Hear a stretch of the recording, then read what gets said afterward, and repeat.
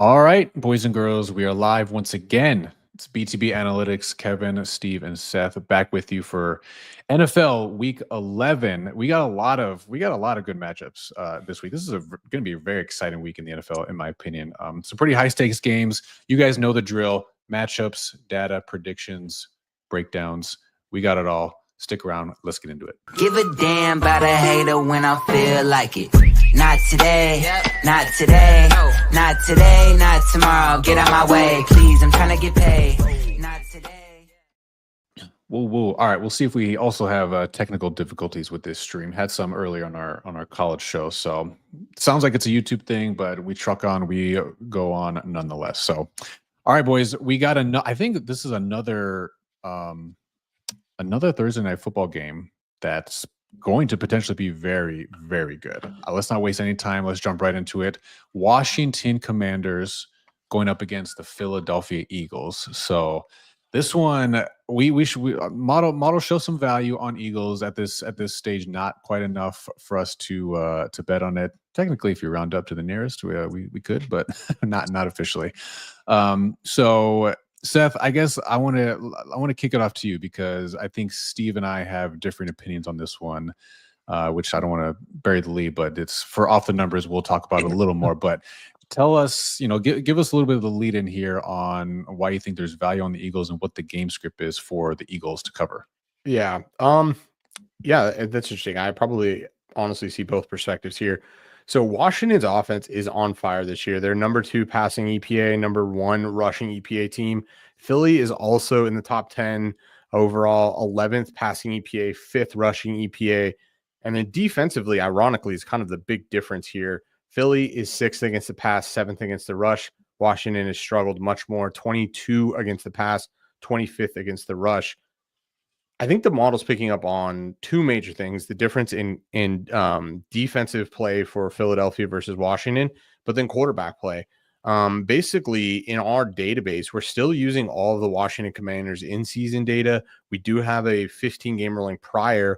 I did want to hit on that because we've been getting questions a lot and some conversation around that. Only our EPA has a 15-game rolling average prior. All of the other in-team or in-season statistics are only from the season, meaning success rate, echo rate, points per echo. All of that is only in this season. So the prior only comes from the EPA per play. So, it's a blend between, the 15-game sample and the only in-season sample.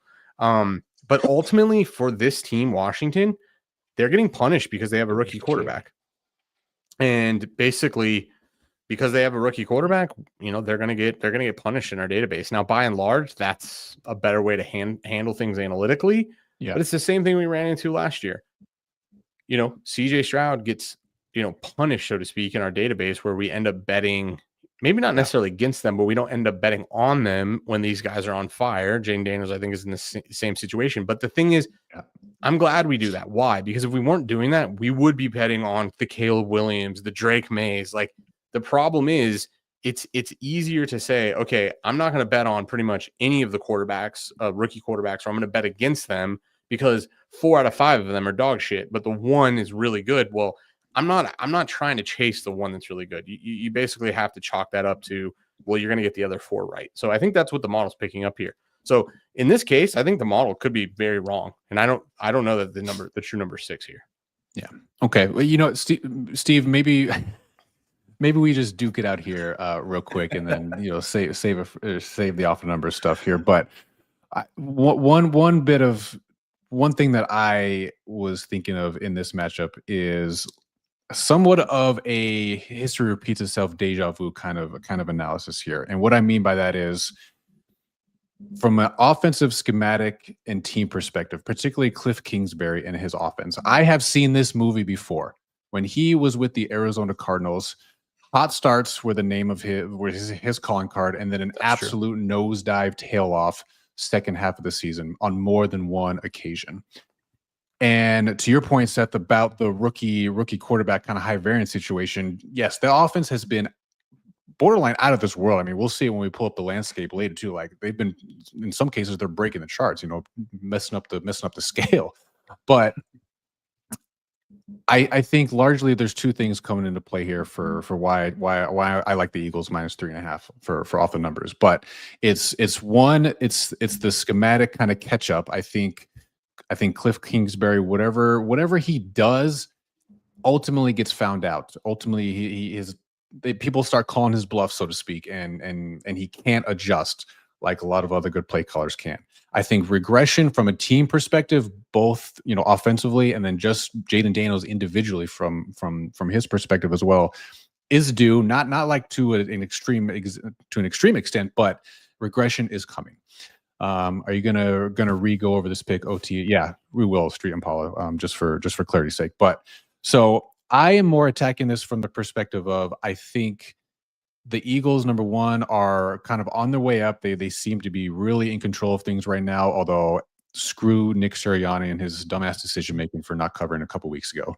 But this is for me a situation of regression and coaching regression, basically, for the Commanders. So I really do like the Eagles at home on this one. And to boot, the Commanders only have one win against a team that has been above 500 this year. They play good teams, they don't win. Plain and simple. I rest my case, Your Honor. Okay. That's a terrible argument, but okay. No. Yeah. Okay. So let's talk about this, right? I mean, we've been talking about this for this entire season about, and Eric, can you pull up the landscape for real quick? So we've been talking all season about the Washington offense and how they've been off the charts. And again, if you're new here, further to the right you are, the more efficient you are, better offensive expected points added. Close to the top you are, better you are on defense. Washington has been, if not number one, number two in that offensive spot all season long. We keep saying, oh, it's Jaden Daniels. He's playing above, his caliber. He's going to regress. And listen, I'm not saying that there won't be any regression this year, but at some point, you have to believe this offense is what we're seeing on this field until proven otherwise. And I think that Steelers game was a great kind of thing. I mean, this is the game they honestly could have won and probably should have won. They got kind of reverse theirs there. But what I want to show too, if you go back to the landscape real quick, Washington's defense, we talked about this in, I think, week 2 or week 3. Washington was dead last in defense. That was their Achilles heel. And look where they're at right now. Now, they're not great. I'm not saying that, but their defense has gotten better and better every week for the most part throughout this season. You can see there they went from dead last to, okay, now they're maybe a bottom third. They're getting close to average. We're going to see where they go. They traded for Marshawn Lattimore. Now, he won't play in this game, but that's a big step up here. So what I'm buying is, at some point, like Seth mentioned, you got to look at what Jaden Daniels is doing there. And yeah, he's getting penalized from a model standpoint, and rightfully so, because we're grouping him as a rookie quarterback. But this dude is playing out of his mind, and consistently so. Yes, they had a very bad step up against the Ravens and they got blown out, but let's not pretend that the Eagles are getting blown out by the Buccaneers, right? So yeah, Washington lost to the Bucs, but that was week 1. That was Jaden Daniels' literal first game in the NFL. So this is a team where they've had a lot of common opponents. They've kind of done the same thing. They've both beat up on the Giants. They both beat, I believe it was the Commanders played the Browns yet? No, they both played the Bengals. That's what it was. They both beat the Bengals. The Commanders did play the Browns and beat up on them. Yes. Okay. Thank you. Yes. They beat the Browns. They beat the Bengals. So yeah, I mean, this is a team where they're not that far off in terms of these common wins, what you kind of see from what these teams are putting out there. And I think 3.5 in the division game is too much. 2.5, you got me. I think that's a shaky line. 3.5, I'm taking the points. Okay. All right. May the best man win. We'll see. It should be good. Should be a good game, no doubt. Going to be good Thursday night football game for sure. All right, but let's move on to the Sunday slate, boys. Why not? Another divisional matchup. This one should be good as well. Baltimore Ravens going up against the Pittsburgh Steelers as in this one. So you mentioned it, Steve. Steelers coming off that kind of last second win, and then Baltimore as well. Taking care of business last week against the Bengals. Right? That was last week, or was that 2 weeks ago? Losing track of time. Yeah. So yeah, this one, Seth, we make the number 3, markets at 3, no value on either side of it, but another classic, just rough around the edges, or maybe not, AFC North matchup. This Baltimore defense has been questionable particularly in the past game. So is that one of the angles here for how Pittsburgh and Russell Wilson with his reinvented or kind of founded moon ball that he likes to throw? Is that the game script, and is that how they take down Baltimore here? Yeah, I mean, 100% Baltimore does struggle with the pass defense. They're 27th in our database, but they're number 2 stopping the rush. I mean, they do have some, defensive prowess. It's just they struggle with the pass, and we saw what Joe Burrow and others have been able to do. The problem here, I think, is can Pittsburgh actually take advantage of that? They are the 10th best passing team and the 14th best rushing team. So it's not like there's some world beaters there. And then the other thing is that they run the ball 9% greater than average. Just to kind of put some numbers on this, if we can, I'm trying to pull it up. We have the pass funnel, run funnel stuff that's loading here. And the thing I would say here is you can see Baltimore is just like the archetype of pass funnel, right? They're below average against the pass, and they are. You want to zoom in on that a little bit?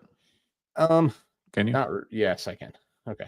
I mean, I'm just highlighting below average and then greater than average against the rush. But really what's important here is where Pittsburgh is. This is a team that's a little bit above average on EPA per play, but this dotted line represents game plan variance. It's not necessarily a team that is really, really, really chasing these matchups. And the problem is, again, they throw the ball or they run the ball 9% greater than average team. So their strength or their kind of go-to is to run the ball. Now, this is further even more confounded because we had however many games without Russell, and then, we throw in a more passing, archetype quarterback. So I think that there's definitely, in my mind, an opportunity for Pittsburgh to kind of flip that switch and try to take advantage like Cincy did. I'm just not sure if that's Pittsburgh's like MO. Are they actually going to be able to pull it off in the same way? Now, they might try, but to me, that's the question here. So I don't know if we'll actually go after that angle. And if you're Pittsburgh, I'm not sure if they'll go after it as well. If I'm the head coach, I'm not sure if that's the angle I want to take because I'm not sure that we can pull it off. So I think 3 is right. This is a divisional matchup. Pittsburgh just knows how to win. They know how to cover these as dogs. This is kind of what they're known for. But I think a 3, you're just hoping. You're not really getting any edge one way or the other. Okay. All right. Steve, any other takeaways for us? No, I mean, I think Steph said it really well. And that's the one thing. It'll be interesting to see can and will Pittsburgh kind of deviate from this, because when you think Steelers Ravens football, you think ugly AFC North, just smash mouth, right? And it would be kind of a shame, honestly, kind of a shame to see Pittsburgh not try to lean on Russell to take advantage of that matchup. But I agree with Seth. I don't know or see that they do. I mean, I think you're going to get tried and true AFC North football here, which I think plays to the advantage of the Ravens. But for me, I mean, this is a coin flip game. I think 3 is the right number here. I think that there's better bets to make this weekend. Yeah, sure. Can I point something out? I've been thinking about a lot about this week. Note to self, but also note to the viewers. Please remember this. Write this in a note. Write this on a Post-it. Make a reminder that it's going to remind you season or week 1, or even like a month before the NFL season starts.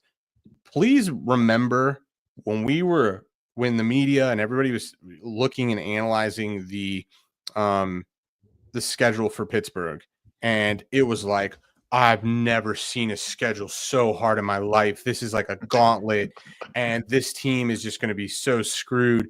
And here we are, week 11, and I don't know, I won't speak for you guys, but speaking for myself, it more feels like the Ravens have to play Pittsburgh, not Pittsburgh has to play the Ravens. It feels like Pittsburgh is in the pole position here to not necessarily win all these games that they're going to upcome, but they seem like they're going to be a competitive team. They seem like they're right where they should be. They're right where you would want to be. And I think the rest of that division should be, is probably shaking in their boots a little bit. So I say all that because, when you're in those spots and you're forecasting forward, you get so intimidated on these narratives, and these narratives become insidious because it becomes really hard to pull the trigger on value bets. Now, in this case, we didn't necessarily show value on Pittsburgh or Baltimore or whatever, but I just want to point out, because here we are, and it does not seem clear at all to me that Pittsburgh is just all of a sudden just going to fade into the darkness. Okay. Well, can I counterpoint real quick? Because Sure. I think I don't know if I don't know if that analysis of the schedule situation, which is again is kind of a moving target based on how teams, perform or underperform as the season goes. But real quick, Falcons, okay. Broncos, all right, better than average. Chargers, okay, better than average. Colts, meh. Cowboys, meh. Raiders, meh. Jets, Giants, Commanders, meh. Okay. You're talking All about the the teams they played, or what is correct. the? This is teams they've played so far. And then juxtapose that with the remaining schedule. Ravens twice still. Browns twice. Yeah, okay, fine. Bengals twice, but all six divisional games still, I think is more the broader point. Okay, all six, plus the Chiefs, plus the Eagles. Damn. That does seem a lot. I'm not discounting what Sure. you're saying or like writing it off necessarily, but I think they've yet to really hit that mark in the season where it's like that gauntlet. But since they played Cincinnati, how many times? Twice. They play them two more times. Still, So they is have not played. Cincy good? All of a sudden is Cincy a world beater now? I mean, to your larger point, I think we agree here, which is when we look forward, we automatically say this team's going to be good, this team's going to be bad, and therefore Right. this schedule is going to be super hard. But to your point, I think is what you're making, which is there's uncertainty riddled with each one of those forecasts, which then gets propagated through the forecast you're making for this one team. And so what seems like a crazy schedule, and I'm not saying this gauntlet isn't tough, but I'm saying if you go back and Google these narratives, it was like, this is the hardest NFL schedule that's ever existed. Well, do you feel like Pittsburgh, then do you feel like where Pittsburgh is right now, they should be the NFL #1 team? Right. Yeah. No, I mean, you could Google whatever publication. Warren Sharp, that's one that we kind of tap into for different metrics, different reasons, prior to the season. But yeah, by far and away, 32nd ranked strength of schedule, aka the hardest schedule. So that's just what it was. Yeah, I don't know. Which again, you're going to quantify those things, but it's the narrative type of like the world is going to end. I just been thinking a lot about this team and like, yeah. All of a sudden, no, I haven't heard that narrative once. I mean, how do you go from like the end of the world hardest schedule to like no one's even talking about it? I find that difficult, and I more so pointed out to myself because it's very difficult. I find that I end up having to just not listen to anything because it's very difficult to fight narratives, even though you're staring at a lot of this data. I mean, in a conversation we had internally, it was so difficult for me to bet on Minnesota because the narrative is they're going to dog shit team. Our model loved Minnesota over, and here we are. We did end up betting it. Well, now all of a sudden it's like, yeah, no shit, this team is good, and that's what our models showed. I mean, but at the time it was like, oh man, I don't know, 7.5 games. Like their current over under is 11.5. Yeah, which is wild. So, okay, yeah, we'll see, but this is again another one. I mean, just given the records of both teams, divisional matchup, like this will be a fun one for sure. Yeah, for sure. So Yeah. All right, but another fun one. This seems like they play. I don't know. It seems like they've been playing every year for the past few years, whether it's in the playoffs or in the regular season. But They should play 17 times a year. Unless you're obviously not Josh Allen. No, yeah, shout out. All right, well, let's talk about it. Kansas City Chiefs and the Buffalo Bills. So we make the number 3 actually in favor of the Bills. So slight lean from the model's perspective to Buffalo here. Undefeated Kansas City going into Buffalo on this one. So Steve, yeah, I guess for your money, if you want to see them play every week, what in this week in particular are you looking forward to for this one? Man, yeah, I mean, this is going to be a great matchup. He's going to, two top tier teams in the juggernaut. Obviously, the Chiefs are coming off. Everyone's, I love Monday morning. You see all the Chiefs refs kissing memes and this and that, but the Chiefs just exploited a known special teams weakness on that left side. I think it's Alex Forsyth when they blocked that game-winning field goal against the Broncos. They should have covered by a 9.5, but that's a different story. But I'm looking at this real quick. I'm actually kind of going to eye a player prop play here. I think this is going to be a great scoring game. You think, Kansas City's defense has been pretty good this year, but Bills may be without Keon. Well, for sure without Keon Coleman. They may be without. Oh, for sure without him. Last I saw it was trending towards that way. Was yes. I think that Amari is Cooper. the news. He's out. Okay. Oh wow. Yeah.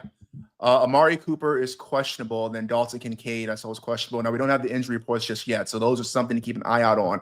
Yep. But if you get 2 out of those 3, especially the wide receivers, Cooper and Coleman not playing, I'm looking at Mac Holland player props. Because the ball, that ball's got to go somewhere. Keon Coleman has been a big part of their offense, in a crew that's been kind of relatively, unknown or no big name since the Diggs departure.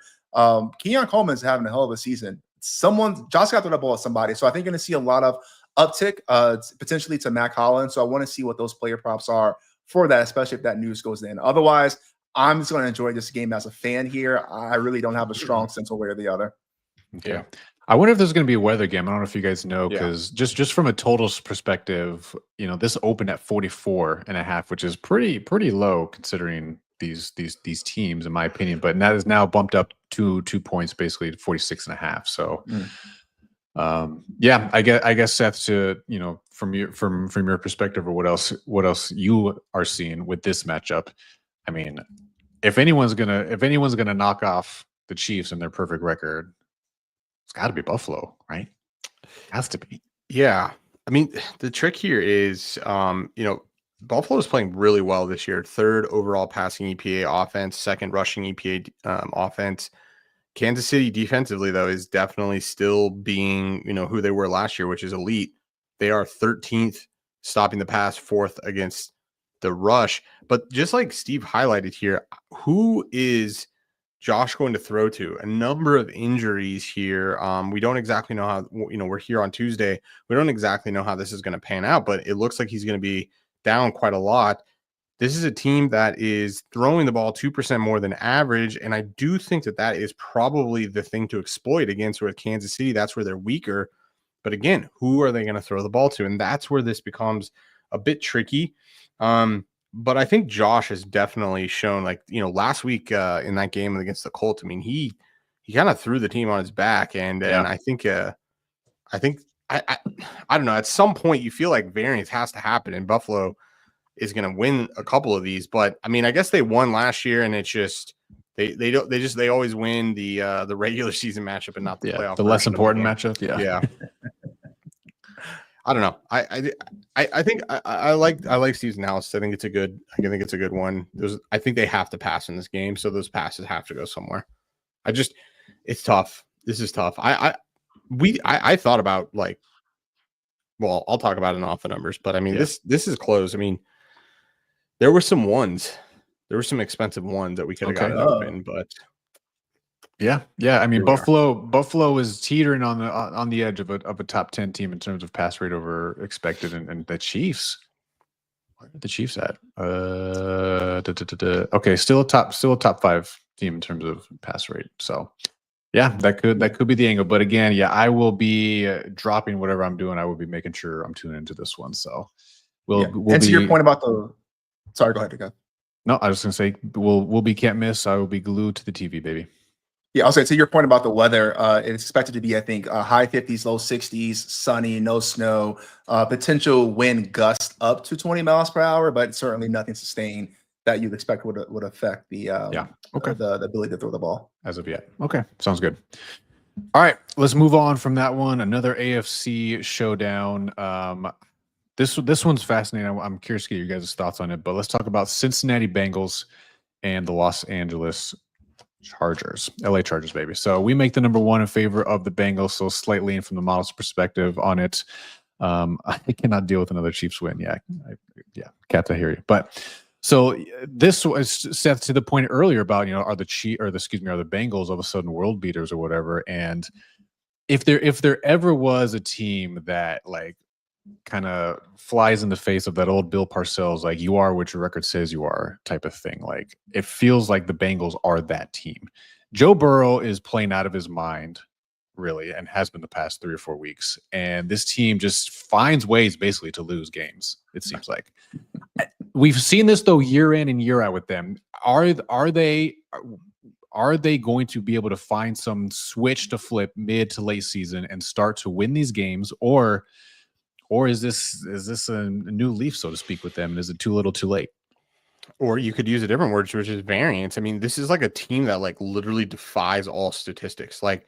So early in the Joe Burrow story, he is defying statistics because he's overperforming them. Like if you look at this team on paper and what historical teams have done, he's outperforming it. He's going all the way to the Super Bowl. Now we look at the statistics, and this is like, holy shit, this is one of the best, offenses in the league, one of the best quarterbacks in the league, losing every game, in every way possible. Now, some of it is, bad luck. I mean, that Chiefs game was, arguably just a bad call. The first Baltimore matchup, I don't even know what you want to call that. It's just bad luck. I'm not sure. I don't know. This is an interesting game because the Chargers are, classic Harbaugh team. They're just average offensively, but they're really good defensively, and they just run the ball really well. They obviously put a whoop on Tennessee last week, which we were on. This one seems a little bit harder to forecast because I'm not sure that. I mean, Tennessee was able to move the ball, especially in that first half against the Chargers, and Tennessee is, Will Levis is not a good quarterback. So I'm really curious on how they're going to handle what Joe Burrow throws at them.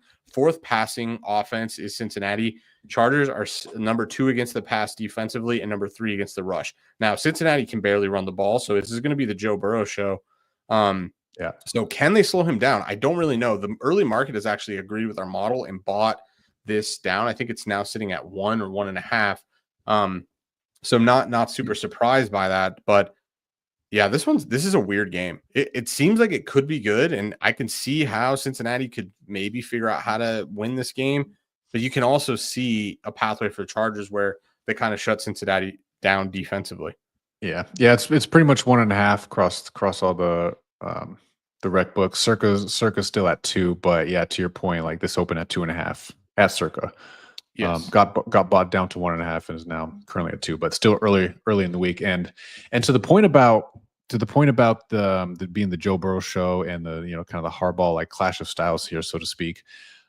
One interesting little tidbit that I'm wondering if this will continue or trend, if you want to call it that. But for the first 6 weeks of the season, LA was consistently bottom 7 in pass rate over expected. They were leaning on the run. That was just what Harbaugh wants to do. He was doing it. The past 3 weeks, they have ticked up that number considerably and have been 9th, 7th, and 6th in pass rate over expected, respectively. So I'm wondering if we get like a sneaky good shootout in this one. And the one thing that kind of, I don't know, to your point, Seth, about the Chargers being the really good defense that they are, kind of gives me a little pause on that angle, so to speak. But I wouldn't be surprised because Cincinnati is not particularly not particularly world beaters. I think they're 24th or 25th in passing defense on a per play basis. So would not be surprised to see Herbert being able to air it out and just Burrow being, how efficient he has been this season, being able to air it out as well. So we'll see how that materializes. What do you think, Steve? Yeah, I don't know. It's hard for me to kind of back Cincinnati right here. And I look at this. I haven't watched enough Chargers games, but I didn't realize how good they were on defense, right? I mean, I think of the Chargers. I don't want to age myself here, but I still think of like the LT days, right? I'm thinking, careful. Fucking Phillip Rivers throwing for 6 touchdowns and whatnot. That's the offense, West Coast offense there. But yeah, I mean, they're not only are they really good in defense, both with rushing the ball, but specifically at passing, the pass defense. And so if you look at the Cincinnati team, we're talking about Joe Burrow putting the team on his back and kind of throwing all over the field. I'm not sure if that's going to necessarily be a game plan here. I mean, they're certainly going to try, but I don't know how successful they're going to be with that. And they are piss poor at running the ball. So what happens if they shut Burrow down? And the one thing that gives me pause is you look at Cincinnati's wins. I mean, Panthers, Browns, Giants, I think, and the Raiders are their 4 wins. I mean, none of those teams that's not good. Are good, right? And so I'm concerned here. I'm not saying I'm going to call blowout per se, but I'm not claiming to know more than the market, but I can definitely see a Chargers win here. I'm kind of surprised at the market movement. Yeah, I mean, and the Chargers beaten. Yeah, that was going to be my point exactly. They beat the Browns, the Saints, the Broncos, the Panthers, and the Raiders. Sure. Yeah. Like a lot of similar teams. Yeah. Well, but hold on. they beat the Raiders. And again, I'm not trying to use the transitive property here, right? But they beat the Raiders that they beat the early season Raiders, and they still have hope. Whereas the Bengals lost to the post Devontae, post trade Raiders, etc. Sure. And then they also But divisional opponent. So I mean, I would actually say it's a little bit harder for the Chargers to beat the Raiders. Yeah. Oh, sorry. So that's more credit to the Chargers, right? Yeah. I'm just divisional game. Yeah. Sure. Yeah. Oh, and then the Titans. They beat the Titans too. Yeah. Yeah. So yeah, I mean that's fair. We'll find out. I just don't know if but is Cincy really that much better than any of those teams we just listed? On a quarterback, yeah, he's better at every one of those quarterbacks. Probably But combined. it's a team better though. Joe Burrow clearly doesn't need a fucking team, dude. He's like single-handedly keeping them in the game. It's crazy. All right, fair enough. Crazy. And if I think T Higgins is questionable here. I think if you get him back, you could see a bump. I see a world where Cincy can definitely win this game by a touchdown. I could see a world where all of a sudden this puts the Chargers in pole position on the map of like, oh wow, the Chargers are really good. I'm not convinced necessarily. That first half, I don't know if you got to watch it. I mean, it was scary what they were allowing Will Levis to do. Sure, Will Levis is very disturbingly bad. So I mean, Joe Burrow is not going to do that, and he has way better wide receivers. Right. So. Yeah, I would use some caution if you're going all season on me. Fair enough. All right. Well, speaking of disturbingly bad, this next one, God bless, it has to be a Monday night game, but we got to talk about it. Okay. Texans going up against the Cowboys. The Cowboys are disturbingly bad, or at least they're about to be. But yeah, I don't know. Are they going to start Cooper Rush? Are they going to start Trey Lance? I don't know if that's a question mark. I've heard kind of rumblings about what's actually going to happen there. I thought McCarthy came out and said they're starting Cooper Rush. Okay, I last heard. Okay, I didn't hear that specifically. I would just kind of listen to the rumor mills and stuff. But yeah, maybe you're right. So, which damn, feel bad for Trey Lance. He must really suck. But yeah, this one's gonna be. Not a fun game really to watch. It's going to be a struggle offensively for Dallas, most likely. And Texans, yeah, I mean, they're obviously still down a couple key pieces, but there's really no reason why they shouldn't cover the 7. Am I crazy? Yeah, it's the NFL. Like 7 ain't just like you can't just roll up and get a 7. This Houston team has some issues. I mean, we were on them last week, and that was a tale of two halves. Mm. Do you? I mean, what can that second half team beat Dallas by a touchdown? Yeah. I just this is something wrong with this Texans team. I don't know what it is. Like this team is just like they just crumble, and this is like the opposite of what they did last year. I don't know if this is regression for CJ Stroud. He doesn't seem like he's actually playing all that poorly, but it just seems like we're getting when everything seemed to go their way last year, we're not seeing that go their way this year. Now, I'm not saying Dallas is some world beater here, but I will. Yeah, I will concede there. You're right. So offensively speaking, the Texans have definitely they're like middle of the pack at best, and being down those weapons like does not help the situation at all. But I don't know. I don't know where they tracked or where they were measured last year defensively. But this is now, I think, where my thought process was. I just didn't articulate it well. Like the Texans are a good defensive team. Yeah, top 10. Yeah, top 10 pretty comfortably as well. Particularly, particularly in overall success rate and EP per play allowed. So, what a top 10 defense versus a backup quarterback. Feels like 7. But Rush is him. Rush is him, really. Rush is covered, man. If you look, I mean, he didn't cover last week, but damn straight he didn't. Recency bias. Yeah, I don't know. I am with you. This is just an like I don't want to watch this. I don't even want to think about it. Even just looking at these numbers is like painful. In our database though, this is disturbing. Rush is the 25th overall best quarterback. CJ Stroud EPA in the last 10 games 17th. Like I don't mean to be hyperbolic here, but this Houston team, I mean, we saw them not be able to cover against Chicago as that season keeps going on.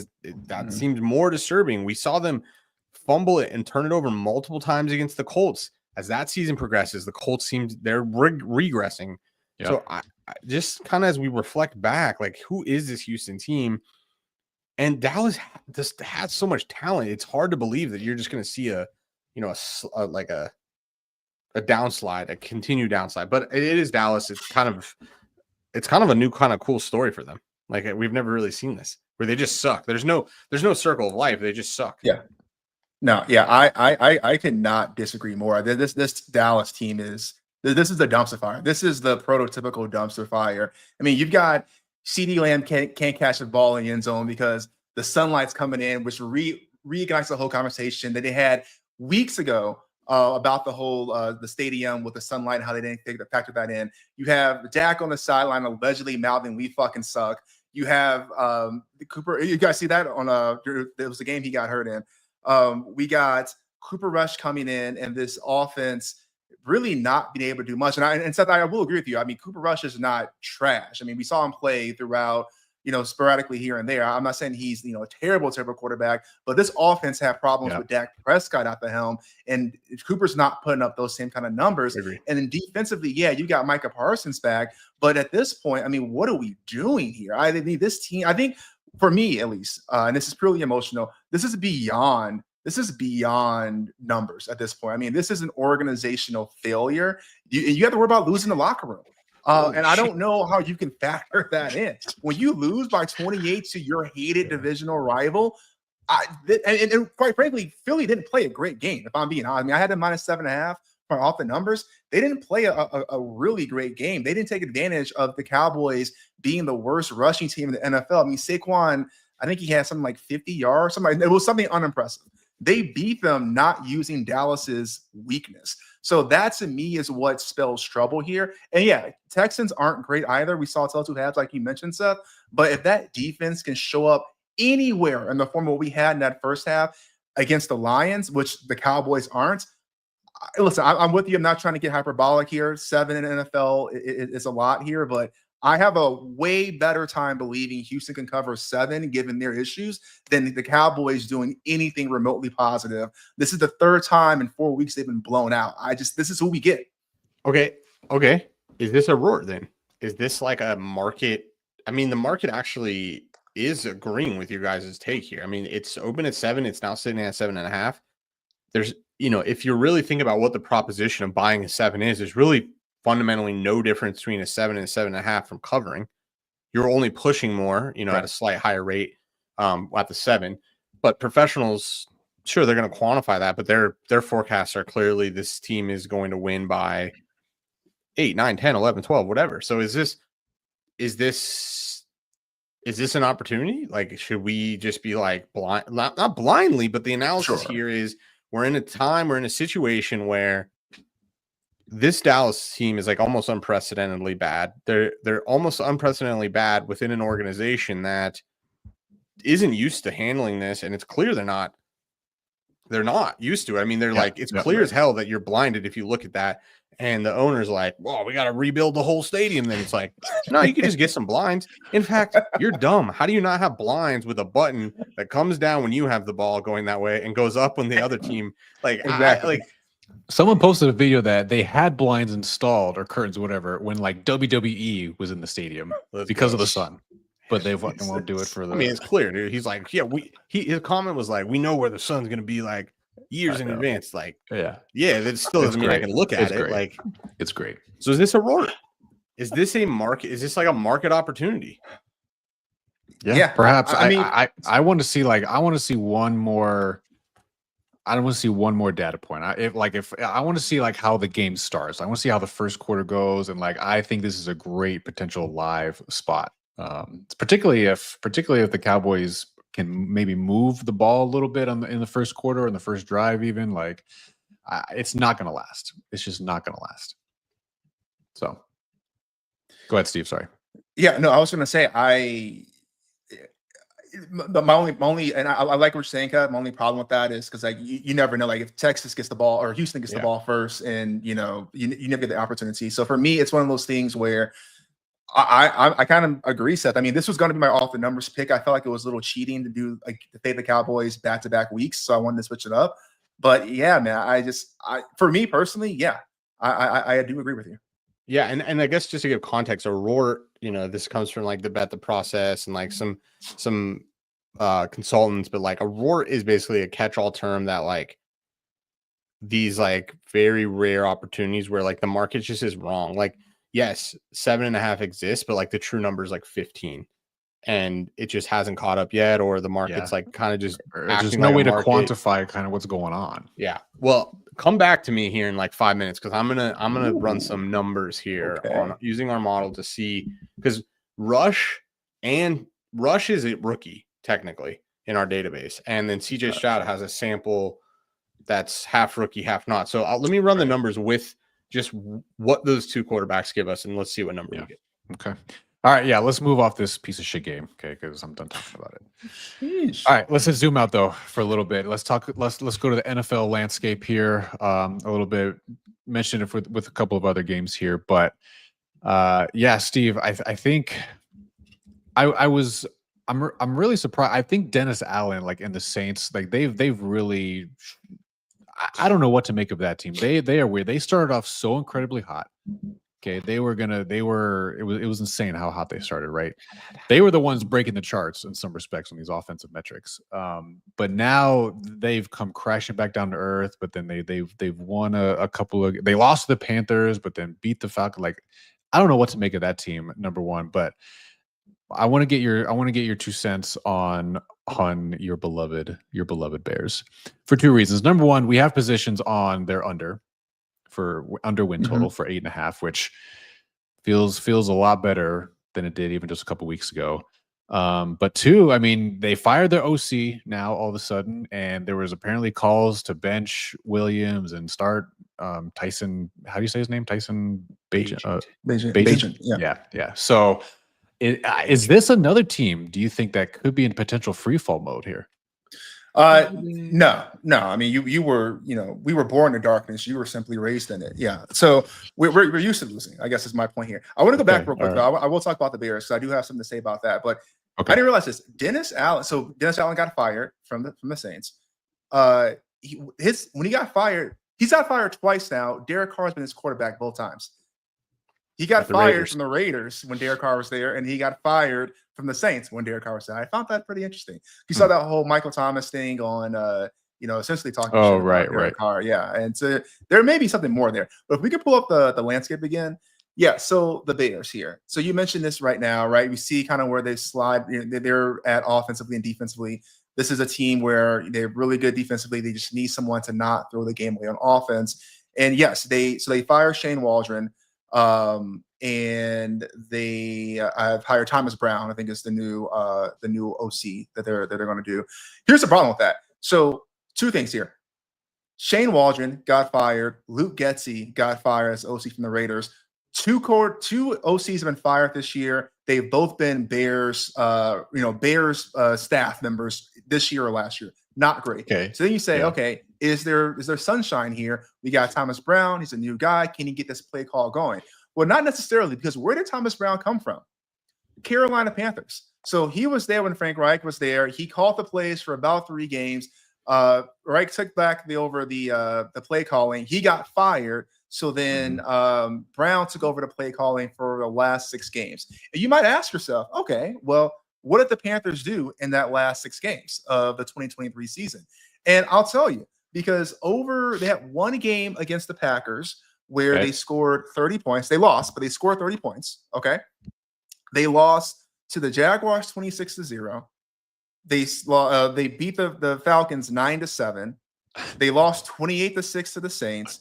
They lost 21-18 to the Bucks, and they lost 17-10 to the Titans. So there is no hope here. There is no sunshine about Thomas Brown coming in and being the OC. Yeah, the Bears have better players than the Panthers did, no doubt about it. But this guy doesn't really have a lot of experience. And my whole problem here is I support the firing of the OC. If you're going to do it now. Don't wait to the start of next season and continue to delay Caleb's growth. The problem I have here is if you're going to fire the OC, take a week or 2, try to find a suitable replacement or at least a system that you're going to be able to stick with for another year. Because if Brown doesn't get the job done, Eberflus is gone. and you get a whole new coaching staff again next year, which is going to delay Caleb's growth again. And the last point I'll make is everyone talks about how great Patrick Mahomes is, how great Jaden Daniels is, this and that. We had a chance to take Patrick Mahomes in that draft. We drafted Mitch Trubisky.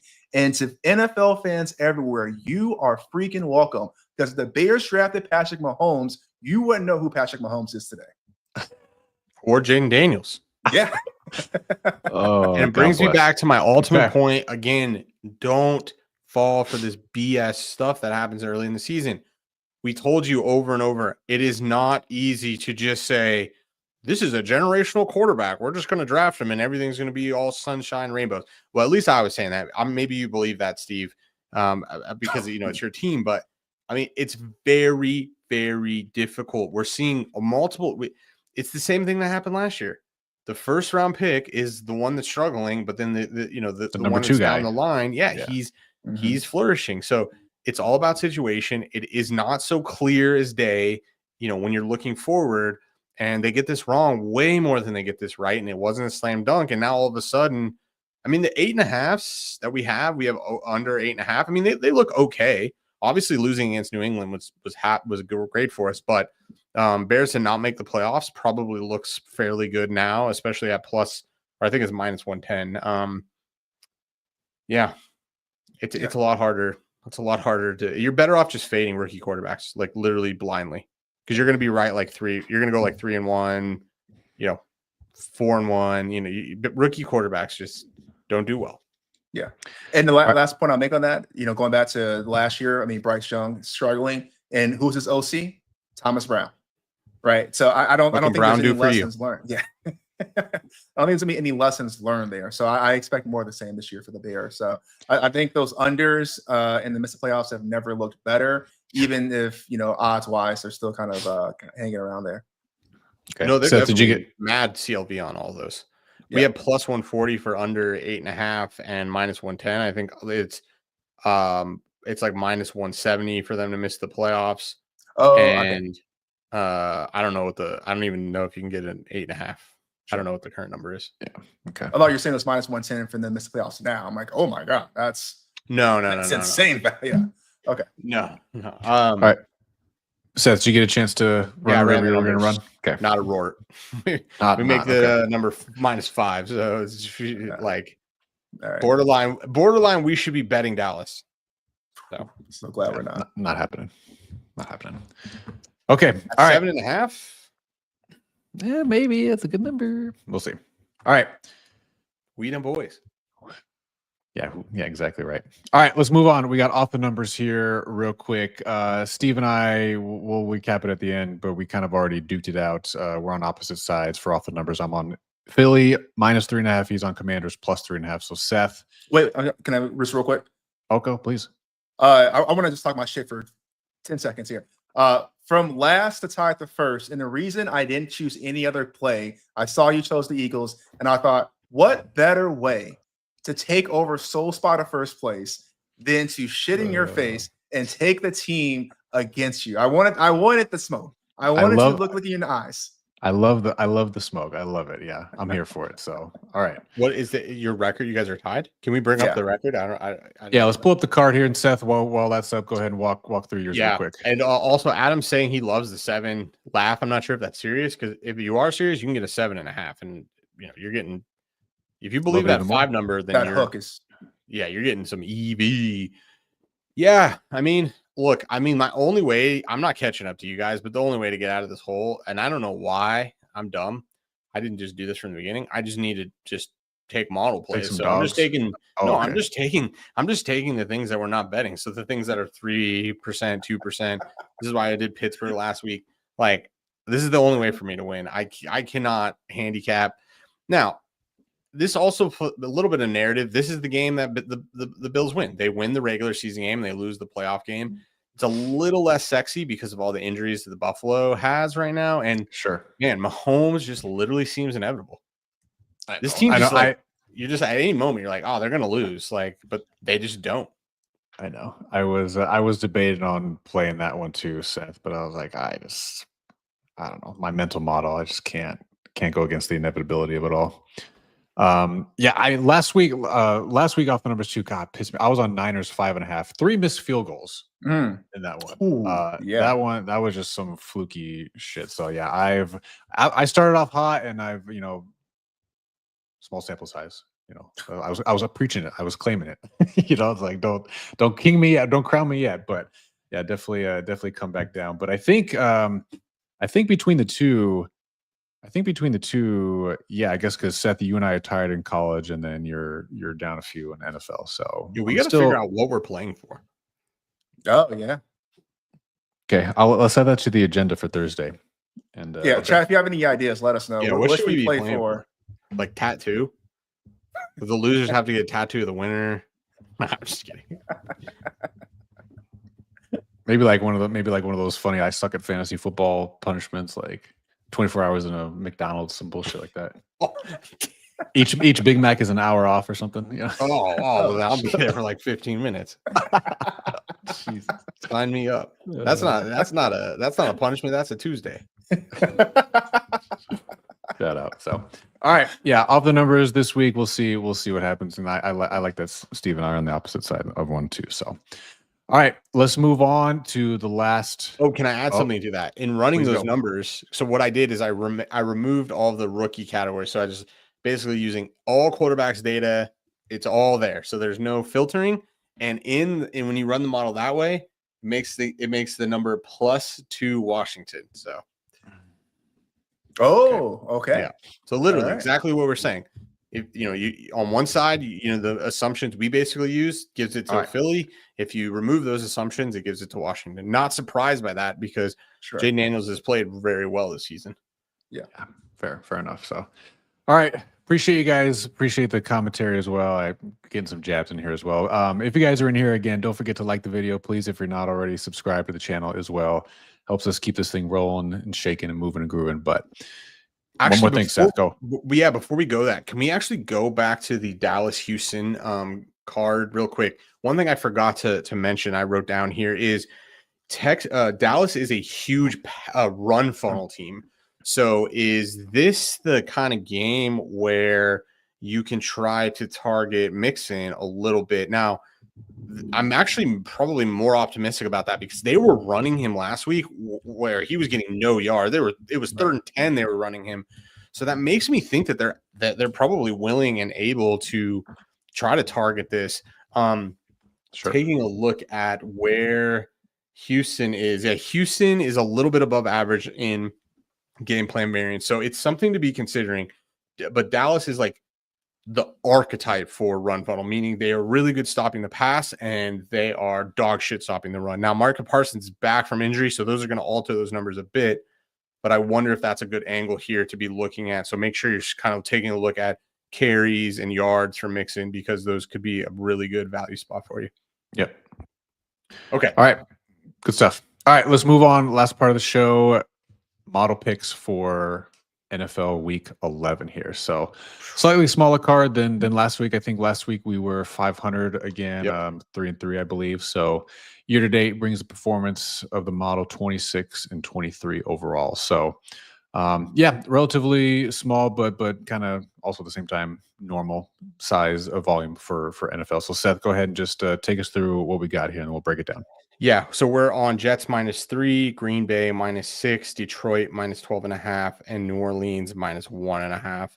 Kind of, I don't know, a lot of gross spots. We've actually seen some market support on a number of these, so we'll see how it ends up going. The Lions one feels good and bad, all the same. I definitely learned like the NFL it just sucks to bet on. Like even with a model, you have no idea what's going to happen. So it doesn't even matter what you think. It's just like it's literally a ride. Just like literally buckle up. Just trust your process that it's either right but like trying to sweat it, trying to be like, oh, this one's good, this one's bad. It's just the Saints one feels weird, but it kind of makes sense because Jameis Winston is he actually good? Like now they did beat Baltimore.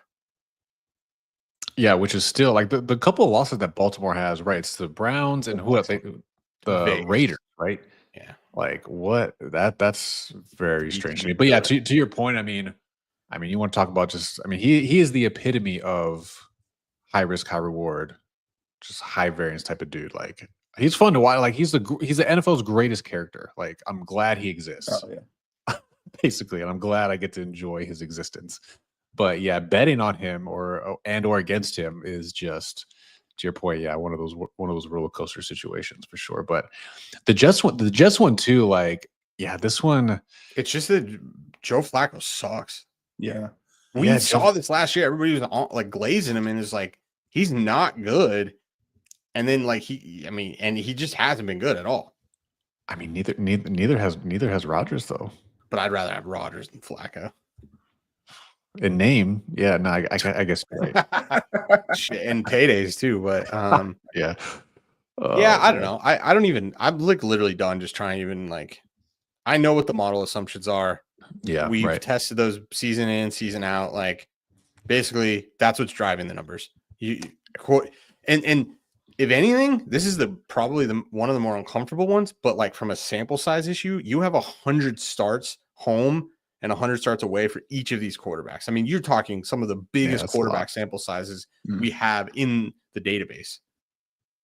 Yeah, that's a good point. Fair point. So, all right, we'll see. We'll see what happens. Yeah, it feels another one of those weeks where it feels weird, feels ugly. But again, the process is the process. We ride nonetheless. So, all right, boys and girls, it's been real. Appreciate y'all hanging out in the chat. Again, don't forget to like the video, please. If you're not already, subscribe to the channel.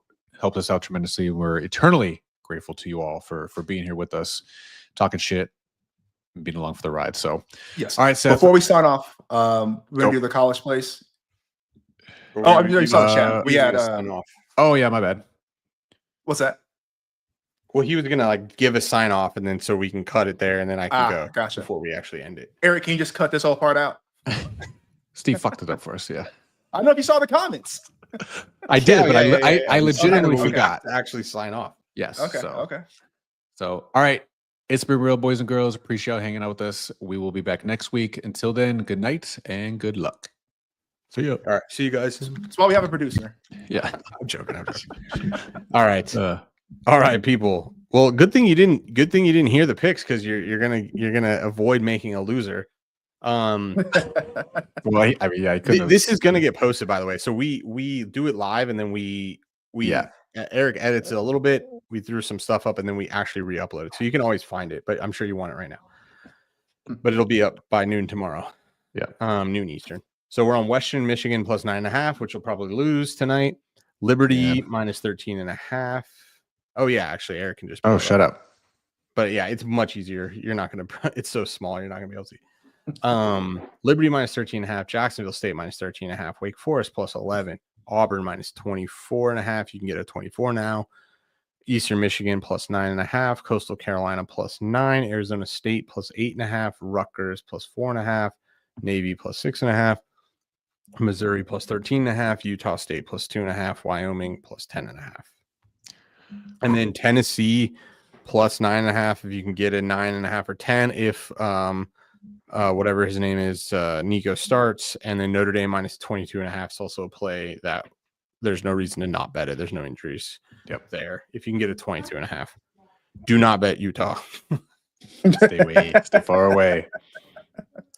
Yeah, they literally might not have a quarterback. We need to look into that. Has the market caught up on that?